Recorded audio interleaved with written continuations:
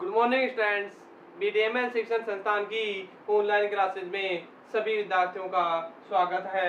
मैं संजय यादव सब्जेक्ट लेके आया हूँ इंडियन ज्योग्राफी। इंडियन ज्योग्राफी की हमने कल उनकी तटीय सीमाओं की बात की थी। आज हम इंडिया के भारत के भौतिक स्वरूप के बारे में अध्ययन करेंगे।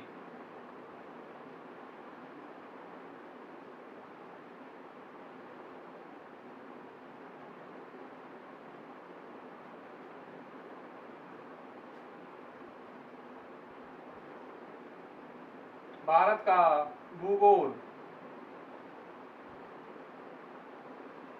भौतिक प्रदेश,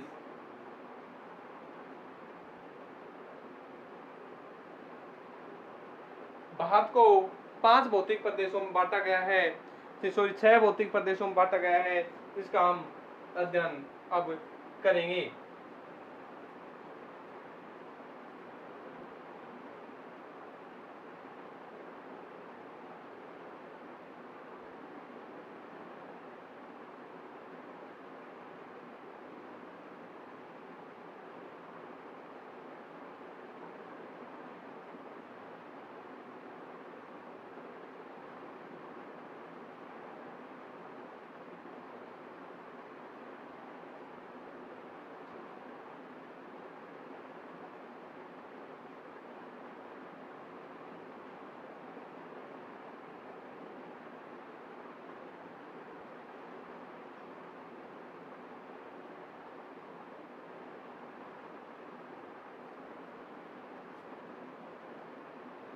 देखो, जो भारत की जो भौतिक प्रदेश की बात है, उन प्रदेशों की हम बात करते हैं कि भारत की जो हिमालय जो पर्वत श्रृंखला की स्थिति है,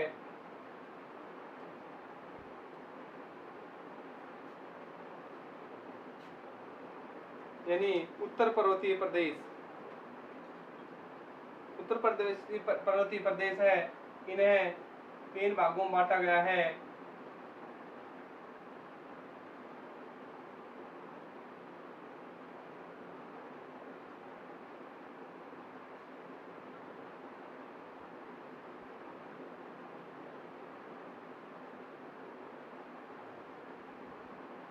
ए नंबर है उत्तरी पर्वतीय प्रदेश, उत्तरी पर्वतीय प्रदेश, यानी उत्तर का पर्वतीय भूभाग जो हम तीन भागों में बांटते हैं, हिमाद्री हिमालय, महान हिमालय, वो भी हिमालय। इसके बाद बात आती है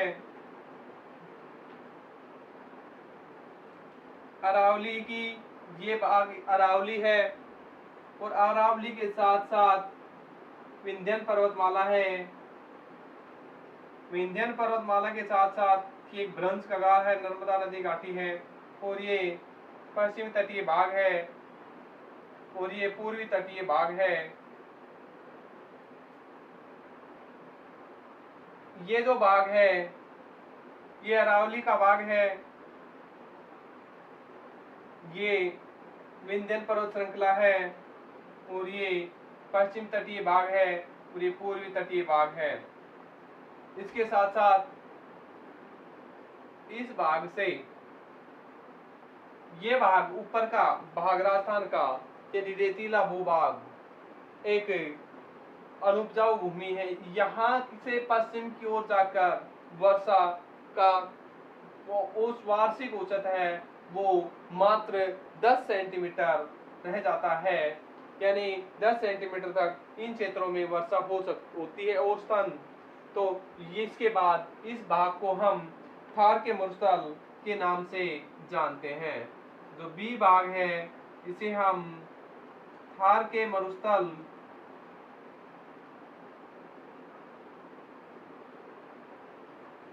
के नाम से जानते हैं। तो थार का मरुस्थल है ये पाकिस्तान में भी कुछ परसेंट है, फिर आगे चलकर हिंदुस्तान में इसका विस्तार फैला हुआ है। जो भाग पहले एक दलदली भूभाग था एक जलीय भूभाग था और बाद में कुछ उथल पुथल होने के कारण, प्राकृतिक हलचलों के कारण यह भाग कुछ ऊंचा उठ गया और यहाँ का जो जलीय भाग है वो कुछ तो सिंधु की ओर चला गया, कुछ गंगा और ब्रह्मपुत्र नदियों में आगे की ओर चला गया। और ये जो भाग है सी, जो हिमालय और विंध्याचल पर्वत श्रृंखला और यहाँ छोटा नागपुर के पठार, पूर्वी घाट और पश्चिमी घाट का जो भाग है, इसके जो बीचों बीच का भाग है, इसे हम दक्षिण का पठार के नाम से जानते हैं।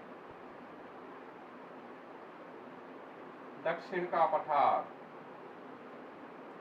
3 पार्ट हो गए। ए उत्तरी पर्वतीय प्रदेश, बी थार के मरुस्थल का प्रदेश, सी दक्षिण का पठार, जैसे पश्चिमी थार के मरुस्थल के नाम से भी जानते हैं। और अगला है ये जो भाग है, ये सिंधु, गंगा, ब्रह्मपुत्र जो नदियां हैं, ये आकर इस भूभाग को एक समतल, एक उपजाऊ भूभाग, यानी एक कहें खादर, बांगर और तराई, ये जो मैदानी भाग हैं, इनका जो पार्ट बना है उसे हम उत्तर का या विशाल मैदान कहते हैं। विशाल मैदान जो कृषि के लिए बहुत उपजाऊ माना गया है। D number. तो सिंधु, गंगा, ब्रह्मपुत्र नदियों का जो पार्ट है, वो नदियां अपने साथ दलदल काप मिट्टी बहा कर लाती हैं और ऊबड़ खाबड़ भूभाग को समतल कर देती हैं और उपजाऊ मिट्टी, उर्वरक क्षमता उस भाग के बढ़ा देती है। और इस मैदानी भाग में बांगर आता है, एक खादर आता है। बांगर, खादर यानी बांगर का मतलब है वह भूभाग जो नदियों द्वारा लाई गई मिट्टी जब बिछा दी गई और पुराने समय ही में ही वो भूभाग एक ऊंचा भूभाग बन गया और वर्तमान में वहां नदियों का पानी नहीं पहुंच पाता है और वो नदियां पुरानी मिट्टी से निर्मित हैं। वो भाग, पुरानी मिट्टी से निर्मित भाग क्या कहलाता है? बांगर। खादर, जहां प्रतिवर्ष मिट्टी की नई परत जम जाती है और बाढ़ का पानी वहां पहुंचता रहता है, उस भाग को हम विशाल मैदान के नाम से जानते हैं। इसके बाद बात आती है जो तटीय मैदान है, पश्चिमी तटीय और पूर्वी तटीय। पश्चिमी तटीय क्षेत्र और पूर्वी तटीय क्षेत्र, ये आती है बात ई के अंदर। कौन से आते हैं? ई के अंदर। उसके बाद बात आती है जो स्थिति है, एक लक्षद्वीप है और एक अंडमान निकोबार द्वीप। अंडमान निकोबार द्वीप और एक लक्षद्वीप। इन जो द्वीपों की स्थिति है, यानी द्वीपीय भाग है, भाग वो ऐप के अंदर आते हैं। तो भारत के जो भौतिक प्रदेश हैं उनके 6 भाग हैं। उत्तर पर्वतीय प्रदेश, पश्चिमी थार का मरुस्थल, दक्षिण का पठार, विशाल मैदान, पूर्वी तटीय क्षेत्र, पश्चिम तटीय क्षेत्र और द्वीप समूह यानी लक्षद्वीप और अंडमान निकोबार द्वीप, ये सभी भारत के भौतिक स्वरूप माने गए हैं।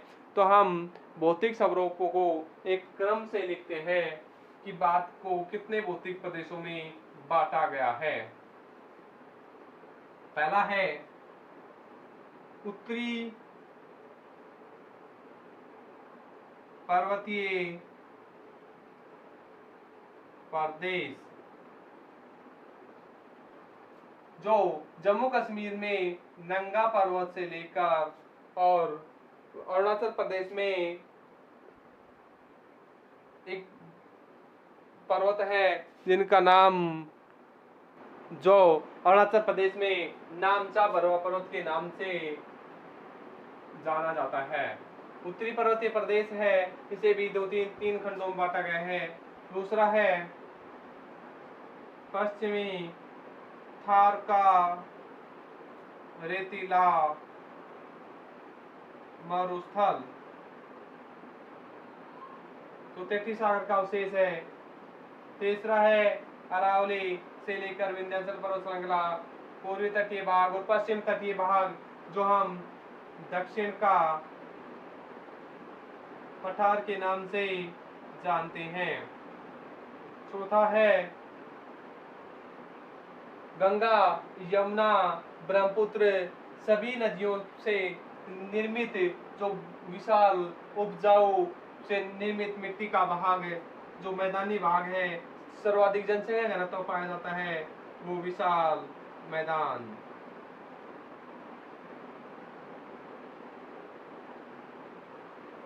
पांचवा है तटीय भाग,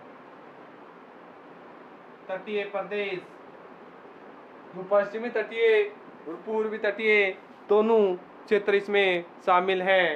इसके बाद बात आती है द्वीपीय भाग। द्वीप के अंदर अंडमान निकोबार द्वीप, लक्षद्वीप, ये दोनों द्वीपीय भाग इसमें शामिल हैं भौतिक प्रदेश में। द्वीपीय जो भाग है लक्षद्वीप और अंडमान निकोबार द्वीप, ये केंद्र शासित प्रदेश में भी शामिल होते हैं। केंद्र शासित प्रदेश का शामिल होने का इसका कारण यही है। इसके बाद केंद्र शासित प्रदेश और भी हैं, पहले 7 थे, अब कितने हो गए? 9। थार के जो मरुस्थल की बात है, ये तटीय सागर का अवशेष है, गोंडवाना का भाग है। इन आगे चलकर बात करेंगे उत्तरी जो पर्वतीय भाग है, हिमालय या हिमालय का भाग, जहां सर्वाधिक ऊंची चोटी केटू, गॉडविन ऑस्टिन, कंचनजंगा सभी ऊंची चोटियां यहाँ हैं। माउंट एवरेस्ट सबसे ऊंचा भाग है नेपाल में, ये उत्तरी पर्वतीय प्रदेश का ही माना गया है।